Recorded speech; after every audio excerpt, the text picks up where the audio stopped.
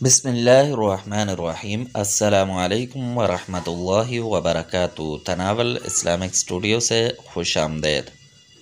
اللہم صلی علی سیدنا و مولانا محمد وعلی آل سیدنا و مولانا محمد وبارک وسلم وصلی علیہ۔ معزز خواتین و حضرات، رمضان المبارک کا اختتام ہو رہا ہے۔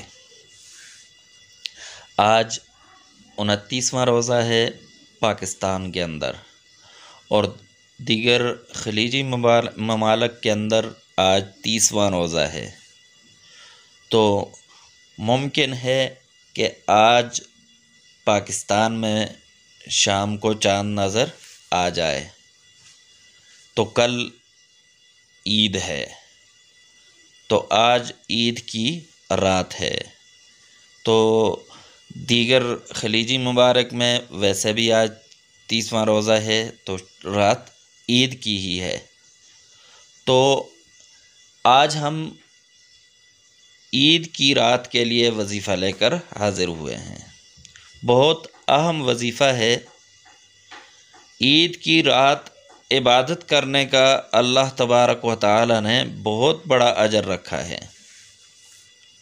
اس سے بڑھ کر کیا ہوگا کہ حدیث شریف میں آتا ہے، حدیث شریف کا مفہوم ہے کہ جو شخص عید کی رات کو عبادت کرے تو اس کا مرتے وقت دل مردہ نہیں ہوتا،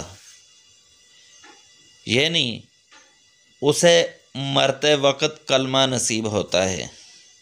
تو جس کو مرتے وقت کلمہ نصیب ہو جائے تو اس سے بڑھ کر اور کیا ہو سکتا ہے۔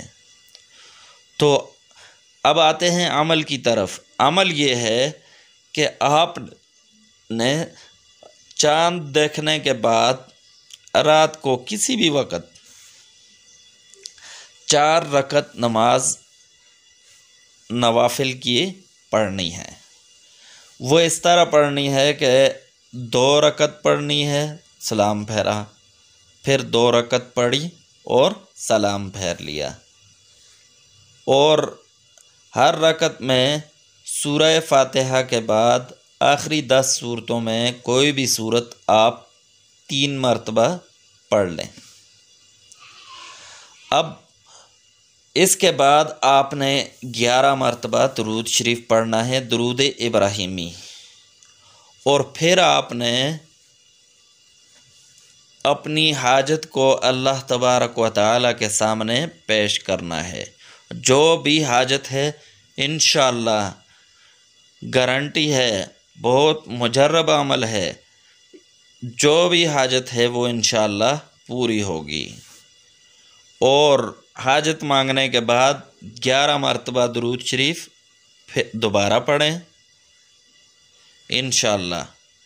اللہ تبارک و تعالی اس رات کو، یہ رات اللہ تبارک و تعالی کی طرف سے دینے کی ہوتی ہے، یہ وہ رات ہوتی ہے، یہ وہ وقت ہوتا ہے جیسے مزدور کو مزدوری دی جاتی ہے۔